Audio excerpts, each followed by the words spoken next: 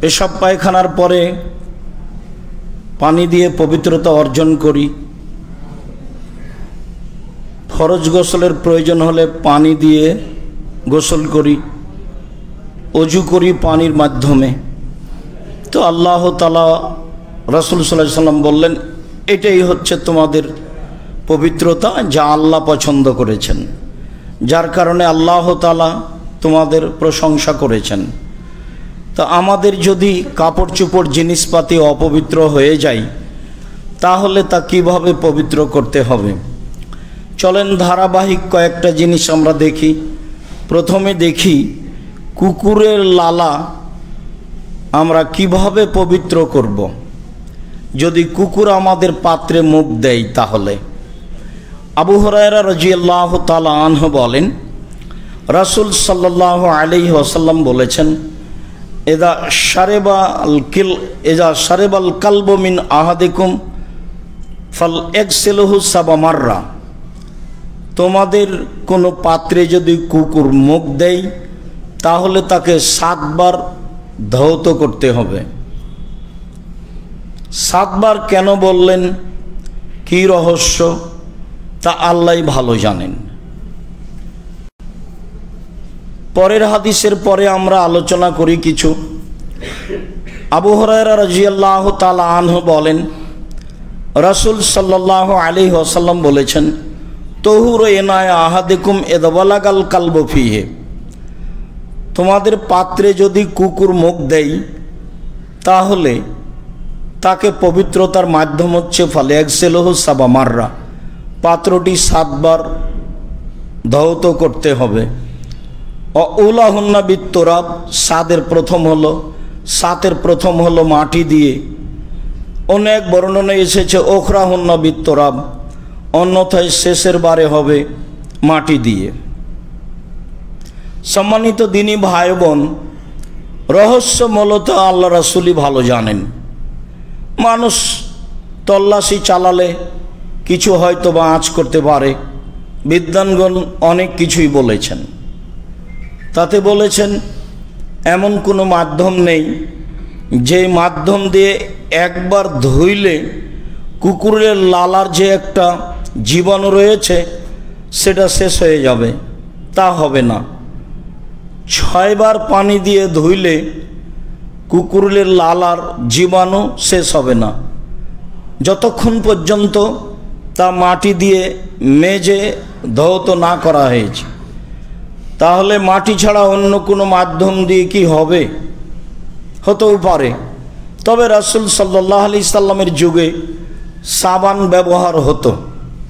সাবানের কথা হাদিসে এসেছে, কিন্তু তিনি সাবানের কথা উল্লেখ করেননি।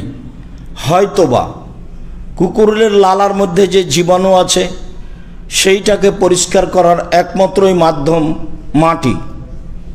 কেননা তিনি এক সময় বললেন অন্তত প্রথমবার মাটি দিয়ে মাজতে হবে, এক সময় বললেন অন্তত শেষের বার মাটি দিয়ে মাজতে হবে। 7 বারের শুরু অথবা শেষ মাটি হতে হবে বলে রাসূল সাল্লাল্লাহু আলাইহি সাল্লাম বলেছেন।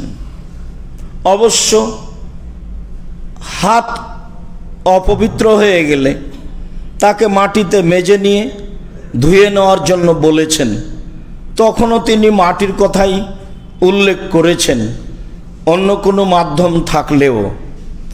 আমরা রাসূল সাল্লাল্লাহু আলাইহি সাল্লামের কথা এই পর্যন্ত রেখেই বলি যে তিনি যেভাবে বলেছেন সেভাবেই মেনে নেওয়া ভালো। পৃথিবীর এক শ্রেণীর মানুষ বিদ্বানদের মাধ্যমে অবগত হয়েছেন যে 3 বার ধৌত করলেই হবে। 3 বারের কথা আল্লাহ রাসূল পাত্রের ব্যাপারে, কাপড়ের ব্যাপারে ব্যবহার করেননি। অজুর সময় তিনি হাত 3 বার ধোয়ার কথা বলেছেন, পা 3 বার, কুলি 3 বার, নাকে 3 বার পানি দেওয়ার কথা বলেছেন।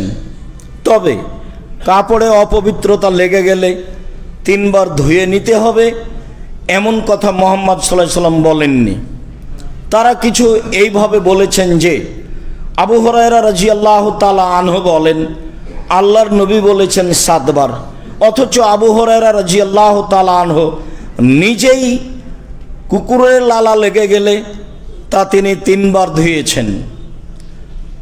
তিনি নিজে কি কাজ করেছেন আমরা সেটা ভাবতে চাচ্ছি না, তার বর্ণনা কতটুক বিশুদ্ধ সেটাও ভাবতে চাচ্ছি না।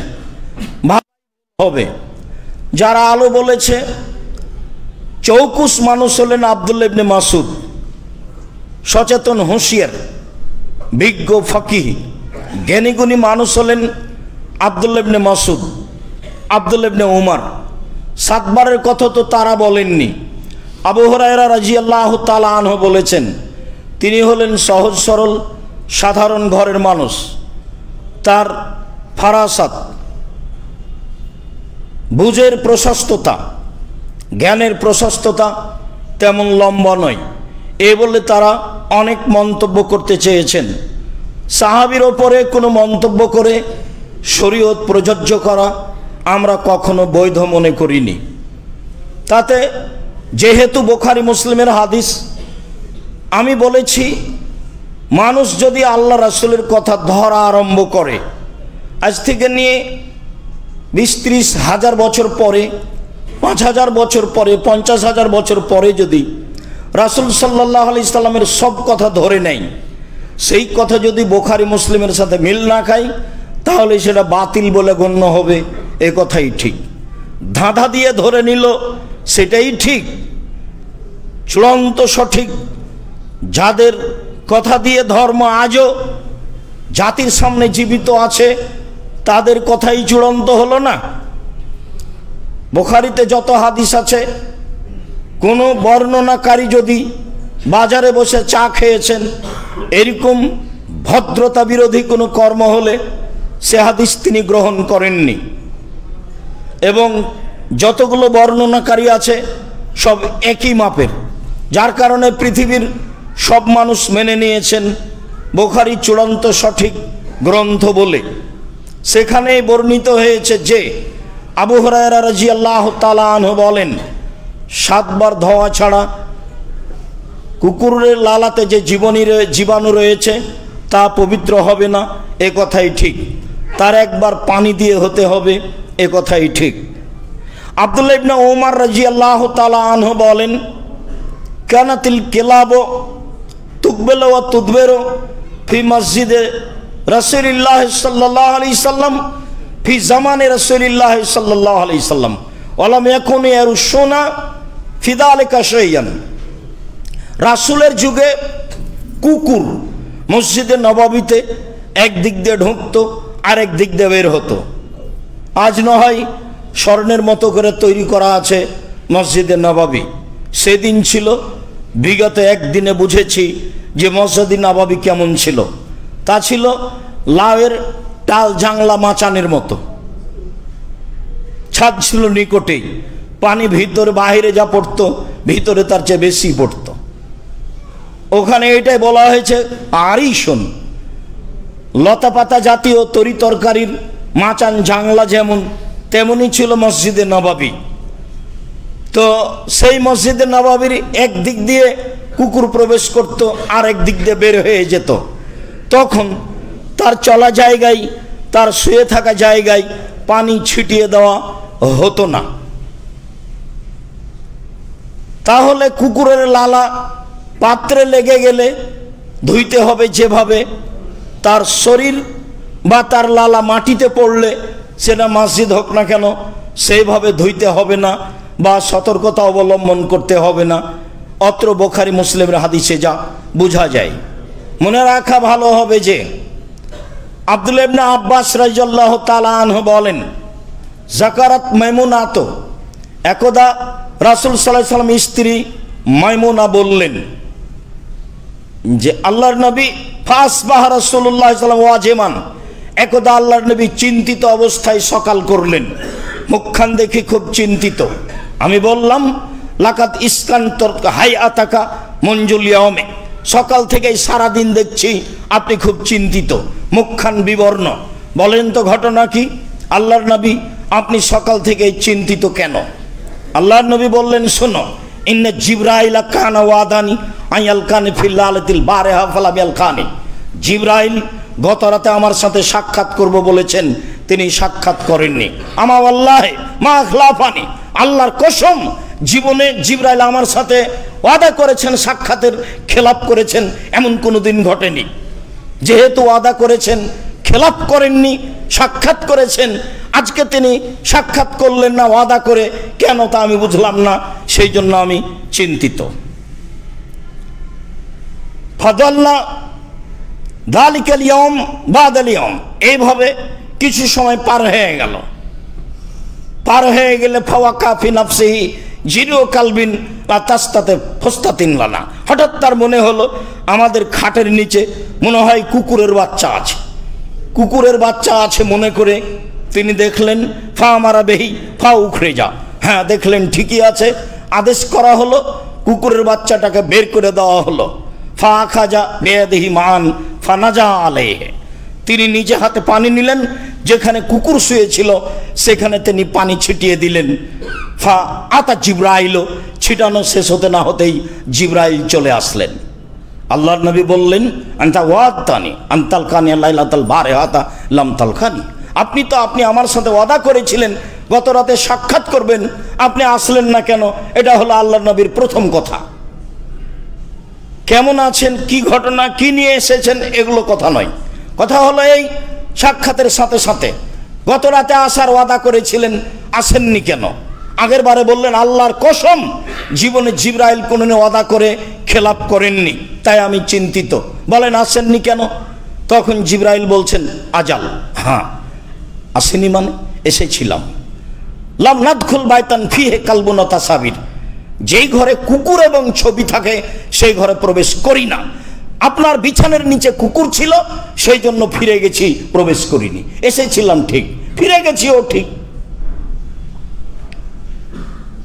রাসূল সাল্লাল্লাহু আলাইহি সাল্লাম ফাতেমার বাড়িতে প্রবেশ করেননি কুকুরের কারণ, ছবির কারণে, আর জিবরাইল রাসূলের বাড়িতে প্রবেশ করেননি কুকুরের কারণে।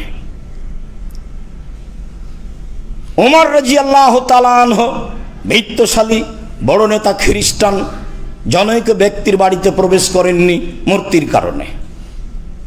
আমরা একটা আলোচনা রেখেছি ছবি ও মূর্তি, সময়ের গতিতে বিস্তারিত দেখবেন। ছবির সাথে ভালোবাসার কোনো প্রশ্নই আসে না, সেলফি এগুলো কোনো প্রশ্নই আসে না। সারা পৃথিবীর মানুষ যদি একদিকে হয়ে যায়, তবুও ছবি মূর্তির সাথে ভালোবাসার কোনো প্রশ্নই আসে না। পুতুল হোক, ছবি হোক, মূর্তি হোক, ভাস্কর্য হোক, যেটাই হোক না কেন, তার সাথে কোনো আপোষ নেই। পেপার পত্রিকা নিলেও তাকে ভিন্ন ঘরে রাখতে হবে, সব ঘরে রাখা হবে না, এ কথাই ঠিক। মূল কথাই ফিরে যায়। এখন এখানে জিবরাইল আসবেন ঘরে, তো যেখানে কুকুর ছিল সেই জায়গায় পানি ছিটাতে হলো, তাহলে জিবরাইলের বিষয়টি আরো ভিন্ন। কুকুর মসজিদে প্রবেশ করলো, তাতে পানি ছিটাতে হলো না। মসজিদে কুকুর প্রবেশ করলো, তাতে পানি ছিটাতে হলো না। ওটাও বুখারী মুসলিমের হাদিস, এটাও বুখারী মুসলিমের হাদিস। মানে ফেরেশতারা ভিন্ন পদার্থের মানুষ, ওরা ভিন্ন পদার্থের জাত। ওরা এরকম মানুষ যেটাকে গ্রহণ করতে পারে পারে না, এরকমের সাথে তাদের হিসাব নিকাশ নেই। তারা নূর দিয়ে তৈরি, মানুষ মাটি দিয়ে তৈরি, জিন আগুন দিয়ে তৈরি। সবার ভিন্ন ভিন্ন গতিবিধি, সবার ভিন্ন ভিন্ন পদার্থ। সম্মানিত দিনী ভাই বোন, কুকুরের লালার জীবাণু ভিন্ন ধরনের, এ ব্যাপারে খুব সতর্ক থাকতে হবে। তবে কুকুরে কাপড় ছুঁয়ে নিলে অজু নষ্ট হয় না। কুকুর যদি কোনো জায়গায় বসে থাকে, তাহলে সেই জায়গা অপবিত্র হয়ে গেছে এমন বোঝা যায় না বুখারী মুসলিমের হাদিসে, কেননা সেখানে আল্লাহর নবী পানি ছিটিয়ে দিলেন না। কিন্তু যেখানে কুকুরের বাচ্চা ছিল বিছানার নিচে, সেখানে তিনি নিজে হাতে পানি ছিটালেন। অবশ্যই কোনো রহস্য কারণ রয়েছে। চলেন পরের কথাই যাই। পেশাব, পেশাব থেকে পবিত্রতা অর্জনের ব্যাপার। আবু হুরায়রা রাদিয়াল্লাহু তাআলা আনহু বলেন, কামা রাবিউন ফাবালা ফিল মসজিদে, একজন পল্লীর বেদউইন অশিক্ষিত মানুষ মসজিদে নববীতে আসলেন, এসে পেশাব করতে লাগলেন। ফাতানাওয়ালাহু আসহাবু রাসূলিল্লাহ সাল্লাল্লাহু আলাইহি সাল্লাম, তো সাহাবীগণ বলতে লাগলেন, এই কি করলে, কি করলে, ছি ছি, কি করলে তুমি, এই পেশাব করছো কেন, এরকম কিছু কথা বলতে লাগলেন। রাসূল সাল্লাল্লাহু আলাইহি সাল্লাম বললেন, দাও হো, ওকে পেশাব করতে দাও, ছেড়ে দাও।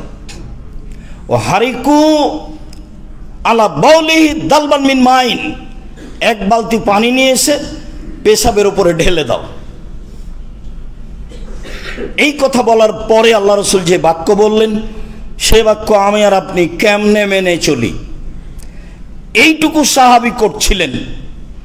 তখন আল্লাহ রসুল বললেন, শোনো, ইন্নাম বয়স্তুম মুয়াসসিরিনা, তোমাদেরকে পাঠানো হয়েছে মানুষের সাথে সহজতা করার জন্য। অলাম তুবাসু মুয়াসসিরিনা, তোমাদেরকে মানুষের সাথে কঠোরতা করার জন্য, মানুষ বেকায়দায় পড়ে যাবে এইরকমের জন্য তোমাদেরকে পাঠানো হয়নি। চলাতে ফিরাতে, চাকরিতে বাকরিতে, যে কোনো জীবনে, বাসে গাড়িতে, বহু জায়গায় আমি আর আপনি কঠোর হয়ে বসি। আরবিরাও খুব কঠোর দেখা যায় সময়ের গতিতে। এমনভাবে দেখেছি যে একটা মহিলা মানুষ ওই পাথরে চুমা দিবে, সেই জন্য চলে গেছে সবাকে ডিঙ্গিয়ে, তাকে একবারে ধরে বের করে দিয়েছে, তাকে চুমা দেওয়ার মতো সুযোগও দেয়নি। আবার এখান দিয়ে ঢোকা নিষেধ আছে, তো ঢুকেই গেছে, এখন আবার তাকে ধরে বের করে নিয়ে এসে বলেছে ওখান দিয়ে যাও। মানে ঢুকে গেছে, যে রাস্তা দিয়ে ঢুকতে হতো সে রাস্তা দিয়ে ঢুকেনি, সেই জন্য ধরে এখন বলে যেটা দিয়ে ঢুকতে হতো সেটা দিয়ে যাও। অথচ ওখানে চলে গেছে ওখানে ঘুরে আবার আসতে বলছে, যেখানে সেখানে এখানে আসতে বলবে তো ভিন্ন রাস্তা দিয়ে। এখন এইটা কতটুকু সহজতা, এইটা কতটুকু কঠোরতা, সাহাবীগণ তো বললেন, এই থামো থামো থামো, এরকম একটা বোঝা যাচ্ছে। তাকে কিছু বলতে লাগলেন, ছি ছি ছি, মসজিদে পেশাব করছো কেন, এরকম কিছু শব্দের ভাবে বোঝা যাচ্ছে। আরো একটা হাদিস আসছে, তখন আল্লাহ রাসূল বললেন, ছাড়ো, পেশাব করতে দাও। তারপরে তিনি বললেন, দেখো, তোমাদেরকে পাঠানো হয়েছে মানুষের সাথে সহজতা করার জন্য, মানুষের সাথে কঠোরতা করার জন্য নয়। কে যে কোনো জায়গাতে স্বাভাবিকভাবে একটা মানুষকে বেকায়দায় ফেলার চেষ্টা করবেন না। সামান্য সুবিধার জন্য তাকে, সামান্য সুবিধার জন্য, নিজের সামান্য সুবিধার জন্য তাকে এরকম একটা কঠিনতা বিপদে ফেলে দিবেন। সে গরিব মানুষ হোক, সে ভ্যানওয়ালা হোক, সে রিক্সাওয়ালা হোক, সে যেই হোক না কেন, আপনার ক্ষমতা থাকলেই সামান্য ব্যাপারে তাকে বেকায়দায় ফেলবেন। মনে রাখতে হবে, বুখারী মুসলিমের বাক্য দিয়ে চিরদিনের জন্য হারাম। সম্মানিত ভাই বোন, আনাস রাদিয়াল্লাহু তাআলা আনহু বলেন, ইন্না কুন্না নাহানু ফিল মসজিদে মা নবী সাল্লাল্লাহু আলাইহি সাল্লাম, একদা আমরা এরকম বসেছিলাম মসজিদে নববীতে, অনেক মানুষ বসে আছি মসজিদে নববীতে। ফাজা আরাবিয়ুন, একজন পল্লীর বেদুইন অশিক্ষিত মানুষ আসলো। ফাকামা, ইয়া বললো, ও দাঁড়িয়ে পেশাব করতে লাগলো মসজিদে। তাহলে এটা তাদের স্বাভাবিক ব্যাপার ছিল, এটা তাদের কাছে ভারী কোনো ব্যাপার ছিল না। আসলে সে পাগল এ কথা নয়, তো দাঁড়িয়ে পেশাব করতে লাগলো। ফাকালা আসহাবু রাসূল, মা রাসূল, সাহাবীগণ বললেন, থামো থামো থামো, আরে পেশাব করো না, পেশাব করো না, এইভাবে সাহাবীগণ বলতে লাগলেন। তখন আল্লাহ রাসূল বললেন, লা তুজরিমুহু, তোমরা তার উপরে কঠোরতা করো না, তোমরা তাকে ধমক দিও না, দাউহু, তাকে ছেড়ে দাও। ফাতারাকুহু, তারা তাকে ছেড়ে দিলেন, কিছু বললেন না। হাত্তা বালা, বেশ সুন্দর মতো পেশাব করে নিল। যখন করা শেষ হলো, তখন আল্লাহ রাসূল বললেন, শোনো, ফাদাহু, তাকে ডাকলেন, ডেকে বললেন, শোনো, ইন্না হাজিল মাসাজিদ লা তাসলুহু লিশাইইন মিনাল কাদারে ওয়াল বাউলি, এই মসজিদ পেশাব এবং অপবিত্র জিনিসের জন্য নয়। মসজিদ পেশাব, অপবিত্র, ময়লা এরকম কিছুর জন্য নয়। এই কথা বলার পরে তিনি বলছেন, ইন্নামা হিয়া, নিশ্চয় মসজিদ সমূহ, লিযিকরিল্লাহ, এক আল্লাহকে ডাকার জন্য। সালাম দেওয়ার পরে লাফ দিয়ে দাঁড়ানো অভ্যাস খুবই খারাপ। সাধারণত সালাতের পরেই যেটা এসেছে সেটাই জিকির, সব হাদিস গ্রন্থে বলা আছে, বাবু জিক্রে বাদা সালাত, সালাতের পরে জিকির। মসজিদ হচ্ছেই মাত্র লিযিকরিল্লাহ, এক, এটাই প্রথমে আল্লাহ রাসূল উল্লেখ করলেন। 2 সলাত, সলাতের জন্য। 3 কিরাতিল কোরআনে, কোরআন তেলাওয়াতের জন্য। আমরা বাংলাদেশি মানুষ হিসাবে বাড়িতে কোরআন তেলাওয়াতে অভ্যাসী, আরবিরা মসজিদে কোরআন তেলাওয়াতে অভ্যাসী। যারা গেছেন হজ করতে বা অন্য সময়ে, বা যারা কাজ করেছেন, তাদের ভালো অবগতিতে আছে। মসজিদ হলো কোরআন তেলাওয়াতের জন্য, সলাতের জন্য, আর আল্লাহকে ডাকার জন্য। এই কথাটা আল্লাহ রাসূল ওই বেদুইন অশিক্ষিত মানুষকে বললেন। এরপরে ওয়া আমারা রাজুলান মিনাল কওমে, উপস্থিত যারা ছিল তাদের একজনকে বললেন, সেটা উমর হতে পারে, সেটা আবু বকর হতে পারে, সেটা কোনো ব্যক্তি হতে পারে। বললেন পানি নিয়ে এসে পানিতে এখানে ঢেলে দাও। ফাজাবে দালবিন মিন মাইন ফাসান্নাহু আলাইহি, একজন সাহাবী গিয়ে পানি নিয়ে এসে সেখানে পেশাবের উপরে ঢেলে দিল। পেশাবের উপরে পানি ঢেলে দিলে সেই পেশাব চলে যায়, জায়গা পবিত্র হয়ে যায়, এ কথাই ঠিক। পেশাব অপবিত্র, এ কথাই ঠিক। ইতিপূর্বে আমরা অবগত হয়েছি যে রাসূল সাল্লাল্লাহু আলাইহি সাল্লাম 2টা কবরের পাশ দিয়ে চলছিলেন, একটা কবরের পাশ দিয়ে চলছিলেন। তাতে তিনি বললেন, 2টি কবর, তাতে তিনি বললেন যে কবর 2টিতে শাস্তি হচ্ছে, তবে বড় পাপের কারণে শাস্তি নয়। একজন পেশাব থেকে সতর্কতা অবলম্বন করতো না, কাপড়ে পেশাব ছিটে লাগতো, আর একজন বদনাম করত, সেই জন্য শাস্তি হচ্ছে। মানুষের পেশাব ভয়াবহ, এ কথাই ঠিক। মানুষের পেশাবের কারণে কবরে শাস্তি হবে, এ কথাই ঠিক। মানুষের পেশাব কাপড়ে লেগে গেলে তার পবিত্রকরণ বিষয়টি অতীব জরুরি, এ কথাই ঠিক। চলেন এখানের লম্বা কথা না বলি। কায়েস ইবনে সাবিত রাদিয়াল্লাহু তাআলা আনহা আতাত বিইবনিল্লাহ সাগীরিন, একজন মহিলা একটা ছোট বাচ্চা নিয়ে রাসূলের কাছে আসলেন। ওয়ালাম ইয়াকুল, বাচ্চা তখনও খেতে শিখেনি। ফাআজলাসাহু রাসূলুল্লাহ সাল্লাল্লাহু আলাইহি ওয়াসাল্লাম ফি হিজরিহি, তো আল্লাহ রাসূল নিজে বাচ্চাটাকে কোলে নিলেন। বাচ্চা আশেপাশে থাকলে বড় মানুষ বাচ্চাকে কোলে নিবে, এ কথাই ঠিক। বাচ্চাকে কোলে নিলেন। ফাবালা আলা সাওবিহি, বাচ্চা তার কাপড়ে পেশাব করে দিল। আল্লাহ রাসূলের কাপড়ে পেশাব করে দিল। আল্লাহ রাসূল গায়েবের খবর জানেন না, এদিন বাচ্চা পেশাব করবে তার জানা নেই, বাচ্চা পেশাব করে দিল। ফাদাবে বাইন, তিনি পানি নিয়ে ডাকলেন। ফানাজাহু, উপরে পানি ছিটিয়ে দিয়ে পবিত্র হয়ে গেল। পানি ছিটিয়ে দেওয়াতেই পবিত্র হয়ে গেল। বাচ্চাটি ছেলে বাচ্চা ছিল। পরের হাদিসে যাই। লোবাবা বিনতে হারিস রাদিয়াল্লাহু তাআলা আনহা বলেন যে কানাল হুসাইন ইবনে আলীন ফি হিজরে রাসূলুল্লাহ সাল্লাল্লাহু আলাইহি ওয়াসাল্লাম, একদা আলীর ছেলে হুসাইন নানার কোলে নাতি ছিলেন। ফাবালা আলা সাওবিহি, নাতি নানার কোলে পেশাব করে দিল। তিনি বলছেন, মহিলা বলছেন, আমি বললাম যে ইলবাস সাওবান, আপনি আরেকটা কাপড় পরেন। ওয়া আতিনি জারাকা, আপনার লুঙ্গিটা খুলে দেন। লাগসিলাহু, আমি একটু ধুইয়ে দিই। তখন আল্লাহ রাসূল বললেন, শোনো, ইন্নামাল ইগসালু মিন বাউলিল জারিয়া, মেয়ে সন্তান হলে তার পেশাব ধুইতে হয়। ও ইউনাসাহু লে বাউলিল গোলামে, আর ছেলে সন্তান হলে তার পেশাবের উপরে পানি ছিটিয়ে দিতে হয়। আগের বাক্য মনে রাখবেন। বাচ্চাটি খেতে শিখেনি, ওলাম ইয়াকুল, এখনো খেতে শিখেনি। আমরা যেটা আগে থেকে জানি সেটা ঠিক আছে। উল্লেখ্য যে পৃথিবীর ভারত, বাংলাদেশ, পাকিস্তানের প্রায়ই মানুষ, শতকরা 95 জন যারা মুসলিম হিসাবে, তাদের জোরালো কথা যে ছেলে হোক মেয়ে হোক, কাপড়ে পেশাব করলে তাকে ধুয়ে ফেলতে হবে। আর বুখারী মুসলিমের হাদিস পরে আর একটা এসেছে, রাসূল সাল্লাল্লাহু আলাইহি সাল্লাম বলছেন, ইন্নামা ইউগসালু মিন বাউলিল জারিয়া, নিশ্চয় মেয়ের পেশাব ধুয়ে দিতে হবে। তারপরে বলছেন ওয়া ইউরাসসু মিন বাউলিল গোলামে, আর ছেলের পেশাবে পানি ছিটিয়ে দিতে হবে। সব সহিহ হাদিস, একাধিক। এরপরেও যেভাবে ধর্ম মানা হয়, ধর্ম মানার গতিতে ভারত, বাংলাদেশ, পাকিস্তানের শতকরা 95 জন মানুষ বিদ্বানদের মুখে যা শুনে থাকেন তা হলো এই যে ছেলে মেয়ের পেশাব সমান, উভয় ধুয়ে দিতে হবে।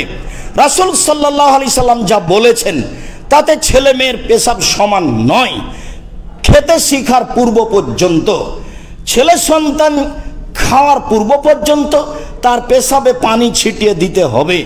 মেয়ে সন্তান খাক আর না খাক, জন্মের পর কাপড়ে পেশাব করে দিলে সে কাপড় ধুয়ে ফেলতে হবে, এ কথাই ঠিক। এটা অত্র হাদিসের প্রথম কথা।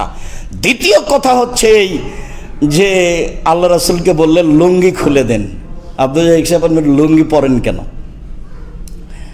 আসলে পরতে ভালো লাগে এই জন্য, রাস্তাঘাটে সব দেশেই।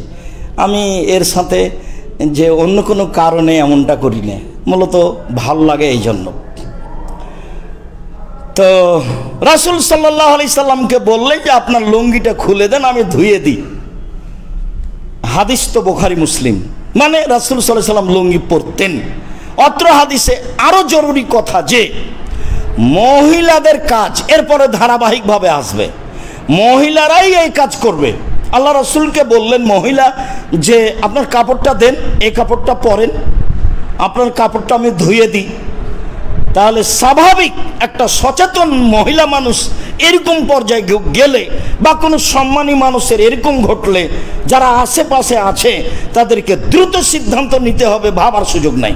তাড়াতাড়ি মহিলা বলছে যে আরেকটা কাপড় পরেন, আপনার লুঙ্গিটা দেন, আমি ধুয়ে দিই। এটা হলো মহিলাদের কাজের অন্তর্ভুক্ত। মহিলা বাড়ির মানুষ, বাড়ি সামলাবে, ছেলে মেয়ে সামলাবে, স্বামী সেবা করবে, হাটে বাজারে যাবে, চাকরি বাকরি করবে, এই জন্য তাকে সৃষ্টি করা হয়নি। যখনই মহিলারা মাঠে যাবে, অধিকার চাইবে, না বুঝেই, ও তো পড়াশোনা জানে না, অধিকার তার হলে হয়ে গেল। অধিকার যে কি? অধিকার মানে যে না অন্যায় অবিচার এসবগুলো অধিকারের না। এটা হলো যেটা তার কাজ, সেখানে থাকলে সে সম্মান সহকারে বসবাস করতে পারবে। সম অধিকার নয়, মর্যাদা চাই। যাওয়ার সময় একটা বই দেখবেন, বইয়ের নাম সম অধিকার নয়, মর্যাদা চাই। আসলে সম অধিকার কেন চাইব? আমাদের যেটা মান সম্মান আল্লাহ দিয়েছেন, যেটা রাসূল সাল্লাল্লাহু আলাইহি সাল্লাম দিয়েছেন, সেটা আমাদের প্রয়োজন। বুঝে আমল করার চেষ্টা করি। সম্মানিত ভাই বোন, আল্লাহুম্মা সাল্লি আলাইহি, আল্লাহুম্মা বারিক আলাইহি।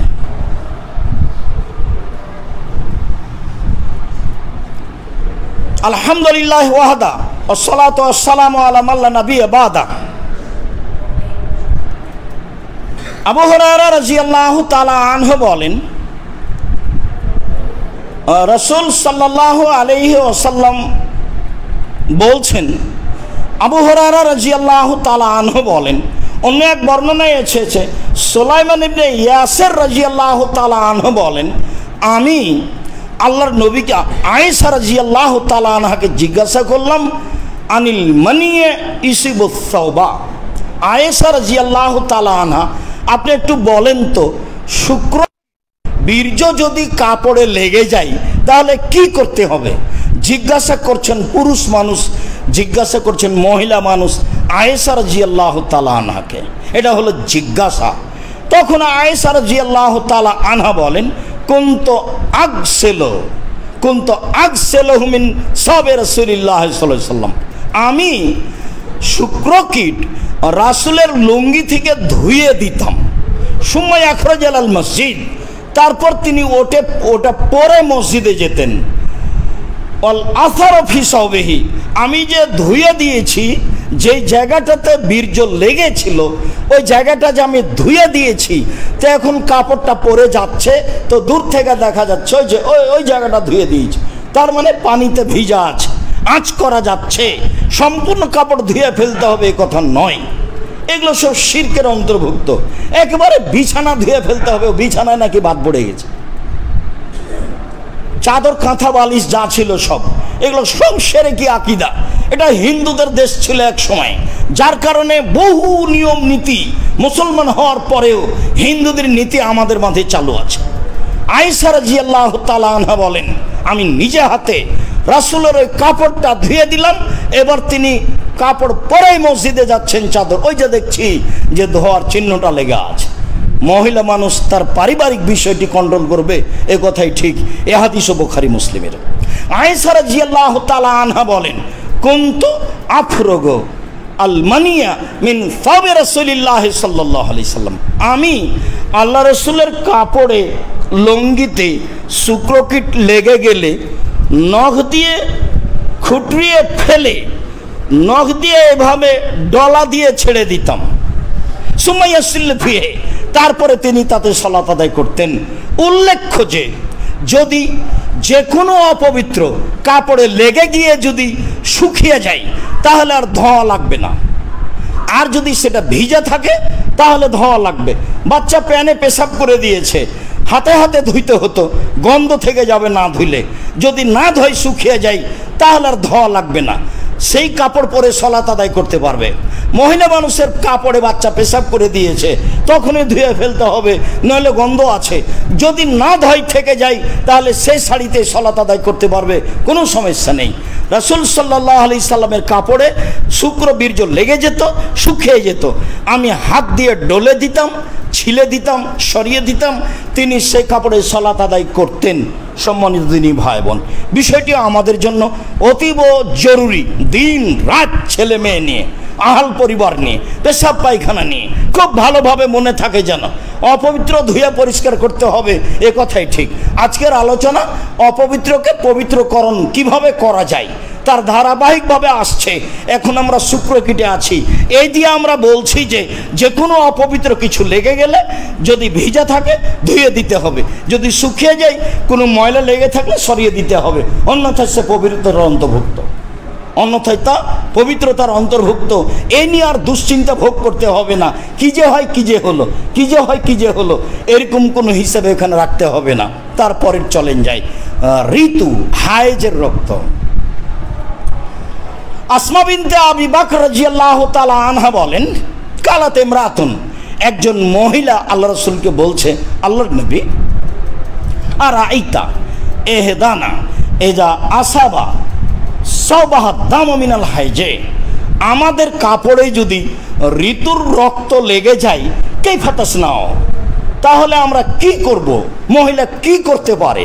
আমাদের কাপড়ে যদি ঋতুর রক্ত লেগে যায় তাহলে আমরা কি করতে পারি, আমরা কি করব? তখন রাসূল সাল্লাল্লাহু আলাইহি ওয়াসাল্লাম বলছেন, এদা আসাবা সাওবা এহদা কুন্না আল দাম মিনাল হাইজে, তোমাদের কাপড়ে যদি কারো ঋতুর রক্ত লেগে যায়, তোমাদের কাপড়ে যদি কারো ঋতুর রক্ত লেগে যায়, ফাল তাকরেসহু, সেজন্য নখ দিয়ে খুঁটে খুঁটে তা সরিয়ে দেয়, সুম্মাল তানজেহু, তারপরে পানি তার উপরে ছিটিয়ে দেয়, সুম্মাল তুসাল্লি ফিহে, তারপরে সেই কাপড়েই সালাত আদায় করবে।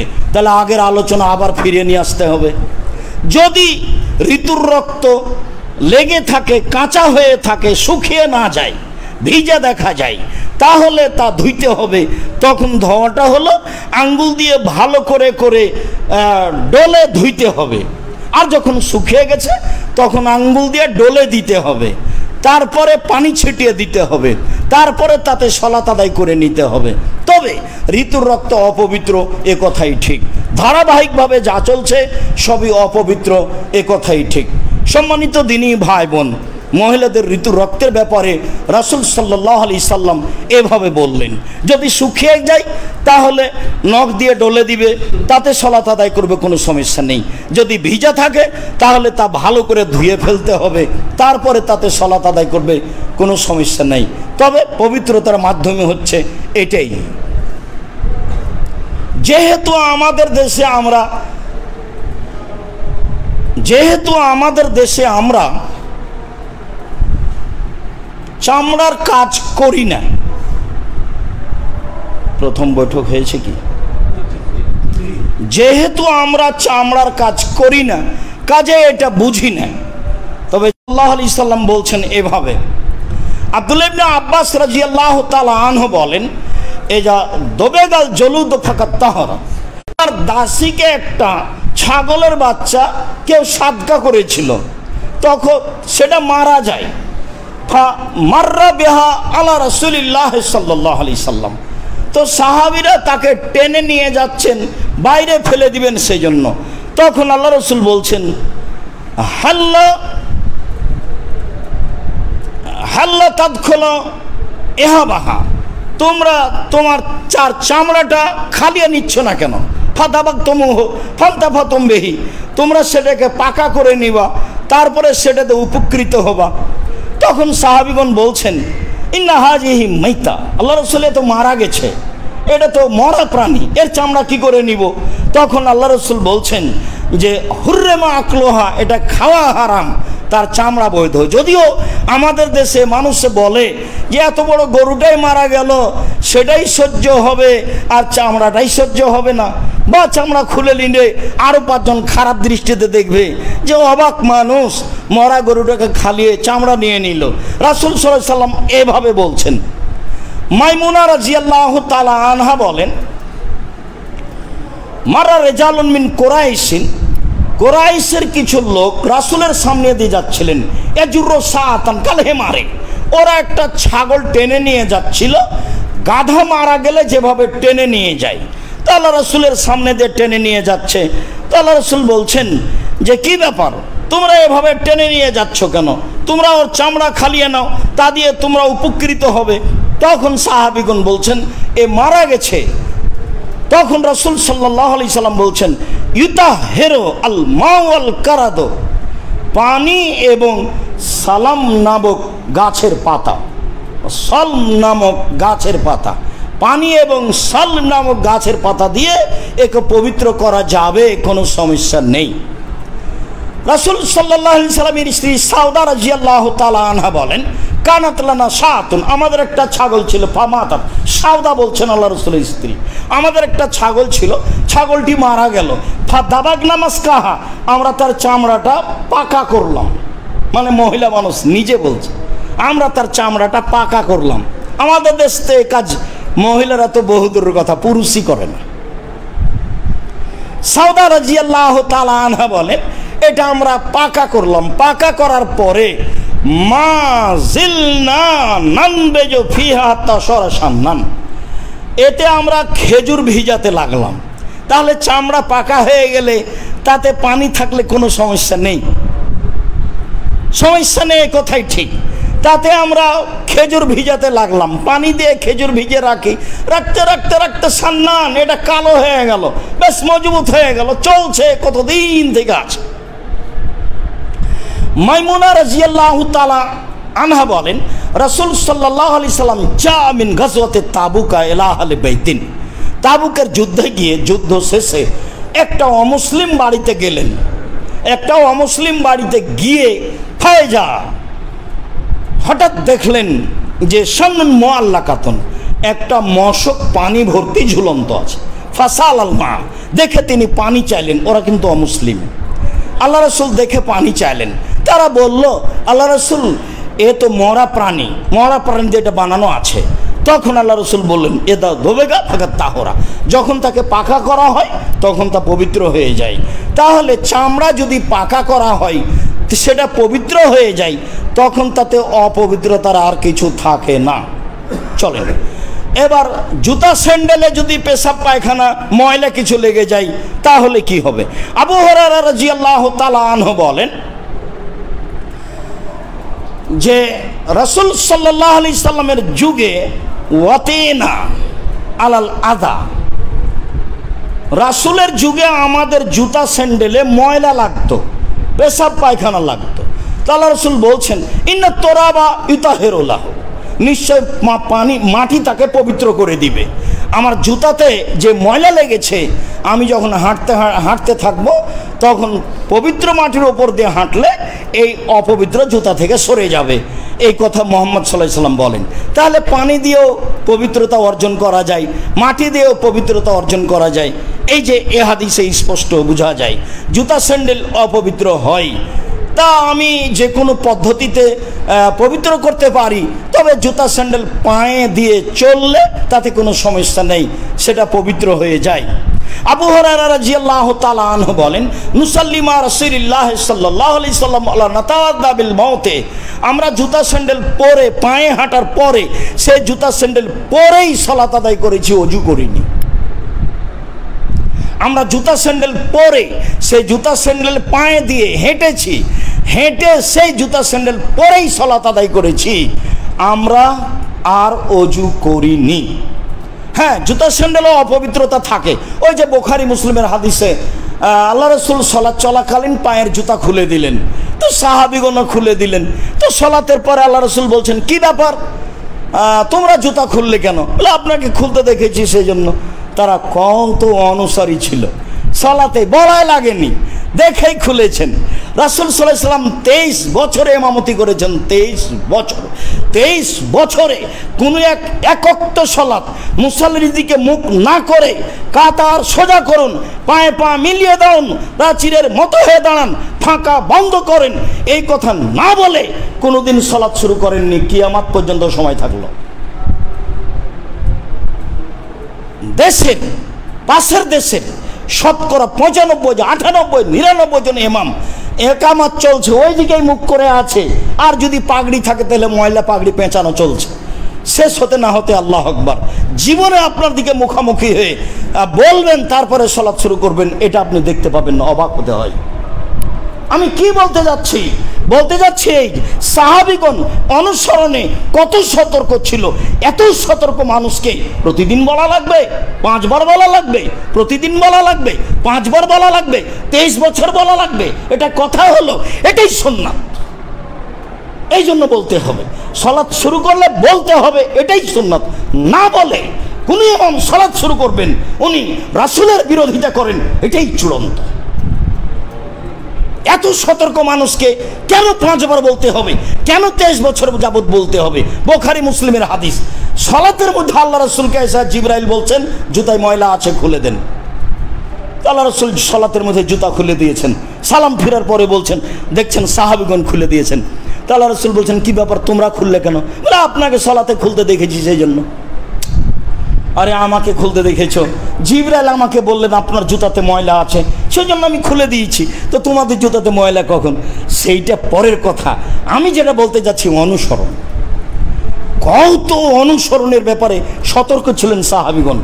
তারপরে এই কথাটা 23 বছর যাবত কোনো একদিন কোনো এক ওয়াক্ত না বলে সালাত শুরু করেছেন, এইটা প্রমাণ করতে পারবে না মানুষ কিয়ামত পর্যন্ত।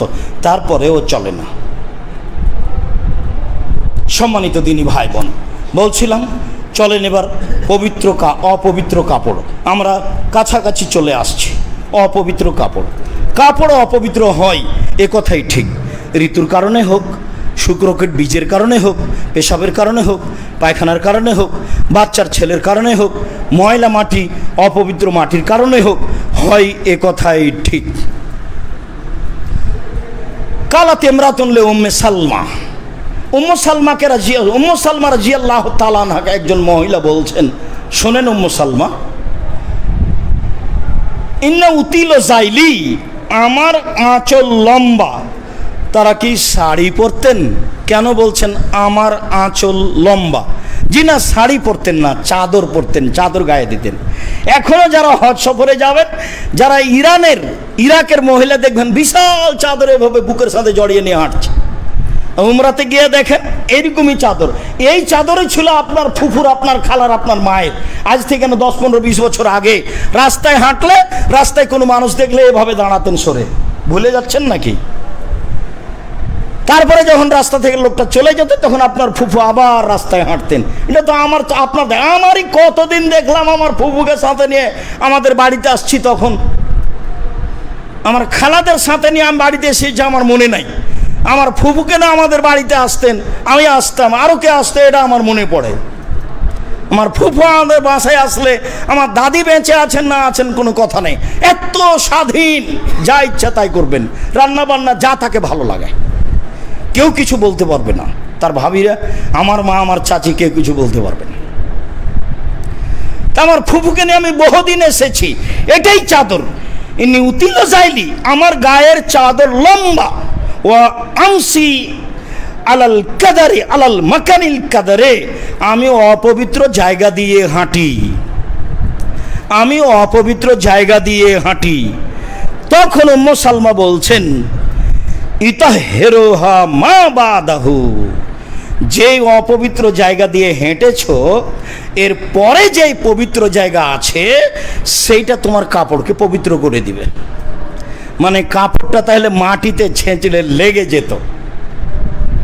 পায়জামাই পরে আছে আপনার আমার মেয়ে হাঁটু পর্যন্ত উপরে দেখা, আর একটা মানুষ ঢুকবে পায়জামার ভিতর দিয়ে, আর একটা মানুষ ঢুকবে। ঢং যখন উল্টে যায়, গার্জেন যখন অচল হয়, অভিভাবক যখন অচল হয়, তখন লাগামবিহীন চলে পরিবার।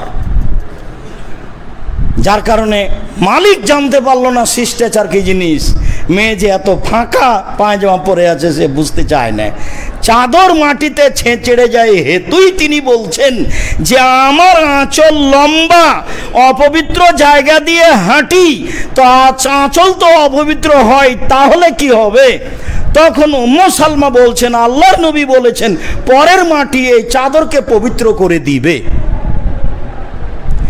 একজন মহিলা রাসূল সাল্লাল্লাহু আলাইহি সাল্লামের দরবারে এসে বলছেন ইন্নাল্লাহ তারিকান ইলাল মসজিদ মুনতানিতান, আল্লাহ রাসূল মসজিদ আমাদের বাড়ি থেকে মসজিদ যাওয়ার রাস্তাটা অপবিত্র। আল্লাহ রাসূল আমাদের বাড়ি থেকে মসজিদ যাওয়ার রাস্তাটা অপবিত্র। কাইফা নাসনাউ ইযা মুতিরনা, বৃষ্টির সময়তে আমরা কি করব? বৃষ্টির সময়তে কি করব?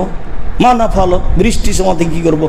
তখন আল্লাহ রাসূল বলছেন আলাইসা বাদা যালিকা আতিয়াব মিনহা, রাস্তায় চলতে চলতে ভালো রাস্তা কি তারপরে হবে না? কালাত বালা, জি হ্যাঁ হবে। সবই তো মাটি, পাকা তো আর নয়। তো অপবিত্র রাস্তার পরে কি পবিত্র রাস্তা হবে না? হ্যাঁ হবে। তখন আল্লাহ রাসূল বলছেন হাজে হেবে হাজেহি, এইটা ওটাকে পবিত্র করে দিবে, এইটা ওইটাকে পবিত্র করে দিব, এইটা ওইটাকে পবিত্র করে দিব। অপবিত্রতা 3 বার ধৌত করতে হবে কাপড়কে, এর প্রমাণ নেই। কাপড়কে আপনি ধৌত করবেন আপনার রুচিতে। রুচি যদি সন্দেহযুক্ত হয়, যাকে বলা হয় কি অসসা, তাহলে তার আপনি কাপড় ধুইতেই পারবেন না। আপনি এতে টয়লেটে থেকে যাবেন কয়েক ঘন্টা। যখনই বের হবেন তখনই মনে হয় ইন্না লিল্লাহ, আমার কাপড়ে মনে হয় ছিটা পেশাব লেগেছে, আমার কাপড়টা মনে হয় এদিকে লেগে গেল, ঠেকে গেল, কাপড়টা মনে হয় টয়লেটেতে ঢেকে গেছে। আপনাকে শয়তান মেরে ফেলে দিবে, আপনাকে শয়তান ধরেছে। আপনি একবার ধুয়ে নিয়ে মনটা যদি খুব বেশি চায়, মনে হয় পেশাব লেগেছিল ভালো হলো কি না, অপবিত্র কিছু লেগেছিল ভালো হলো কি না, আর একবার ধুয়ে নেন। দিয়ে এখন শয়তান যা বলেন একটা মানবেন না, শয়তান যা বলেন একটা মানবেন না। বলবে আপনি শয়তানকে বলবেন কাপড় ধুবো না, ময়লা লেগে থাক, যা যা সর, কাপড় ধুবো না, যা, পেশাব লেগে থাক তবু ধুব না, পায়খানা লেগে থাক তবু ধুব না, তুই সর এখান থেকে। ও আপনাকে মেরে ফেলে দিবে যদি অসহায় একবার আপনার ভিতরে ঢুকে। তাহলে আপনি জিন্দগিতে আর পবিত্রতা অর্জন করতে পারবেন না। 40 কদম কি 40 ঘন্টা পরে আপনি পবিত্রতা অর্জন করতে পারবেন। শয়তান ধরেছে ওকে, যার না মানুষে বলে ভূতে ধরেছে। কাজে এই পথই বাতিল। 3 বার ধৌত করতে হবে এ কথা আল্লাহ রাসূল বলেননি। ধুইতে হবে একবার, এটাই ঠিক। আপনার রুচিতে না কুলালে আর একবার ধরেন, সেটা ভিন্ন কথা। 5 বার 7 বার ধুইতে হবে এ কথা আল্লাহ রাসূল বলেননি। পেশাব পায়খানা লেগে যাও, কাপড় যদি মাটি দিয়ে ঘেঁষে যায় তাহলে পবিত্র হয়ে যায়, এ কথাই রাসূল সাল্লাল্লাহু আলাইহি ওয়াসাল্লাম বলেছেন। পবিত্রতা অর্জন করতে গিয়ে আপনাকে আর আপনার স্ত্রীকে শয়তান যেন বেকায়দায় না ফেলে।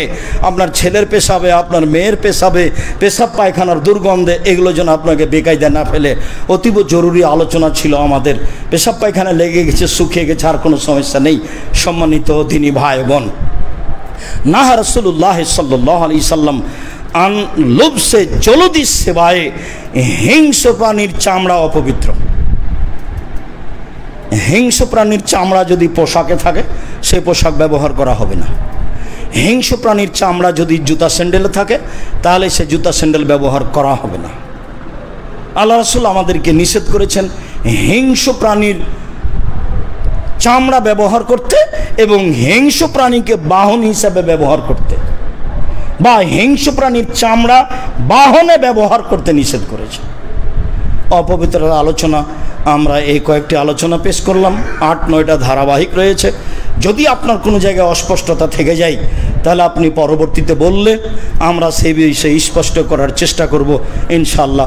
সম্মানিত দিনী ভাই বোন, আমরা আপনাদেরকে এখানে এসে যেটা বলছি, প্রথম কথা হলো এই, আসলেই আমরা আপনাদেরকে চূড়ান্ত সঠিক ধর্ম দেওয়ার সুবাদেই জুমার দিন আন্তরিকভাবে এখানে ডাকি। এক শ্রেণীর মানুষ ধর্মের নামে সত্য কথা বলে না, এ কথাই ঠিক, বা পরিস্থিতিতে বলতে পারে না, এ কথাই ঠিক, বা অবগতিতে না থাকার কারণে বলে না, এটাও হতে পারে। মর্মে আমরা এইখানে আপনাদেরকে প্রতি জুমাই আপনি, আপনার ভাই, আপনার বোন, বন্ধু বান্ধব, আত্মীয় স্বজন সম্ভবপর জুমার দিনে উপস্থিত হওয়ার চেষ্টা করেন। আমাদের আলোচনার ধারা